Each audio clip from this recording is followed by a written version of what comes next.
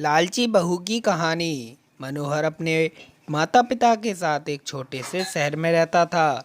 वह एक कंपनी में काम करता था, जिसके पैसे से वह अपना खर्चा और अपने परिवार का खर्चा चलाता था।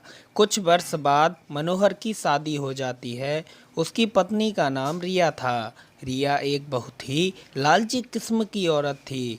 रिया को जब भी पैसे मिलते थे तो वह तरह तरह के कपड़े और गहने खरीद लेती थी।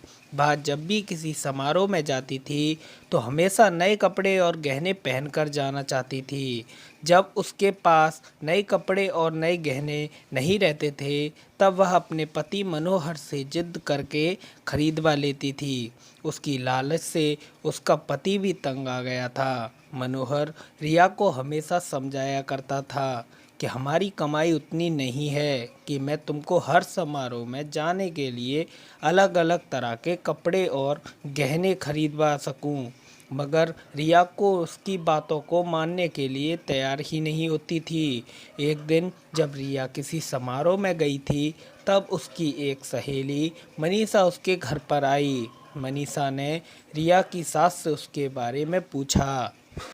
रिया की सास ने मनीषा को सारी कहानी बताई। मनीषा ने अब रिया को सबक सिखाने के लिए एक योजना बनाई। वह रिया के घर से सारा राशन लेकर चली गई और राशन के डिब्बे में अपने गहने और नए कपड़े लाकर भर दिए। जब रिया समारोह से वापस आई तब वह किचन के डिब्बों में गहने देखकर बहुत खुश हुई। शाम हुआ, जब रिया खाना बनाने के लिए गई तब उसे राशन नहीं मिला। तब वो अपनी सास से पूछती है, सारा राशन कहाँ गया? उसकी सास ने जवाब दिया, मैंने सारा राशन और घर का सारा सामान बेचकर तुम्हारे लिए गहने और कपड़े खरीद लिए हैं। तुम बदल बदल कर हर दिन नया पहनो। रिया बोली, मगर खाने के बिना मैं गहने और कपड़ों का क्या करूँगी? तभी उसकी सहेली मनीषा आई और उसने रिया को सब कुछ बताया कि यह तुमको सबक सिखाने के लिए किया गया था।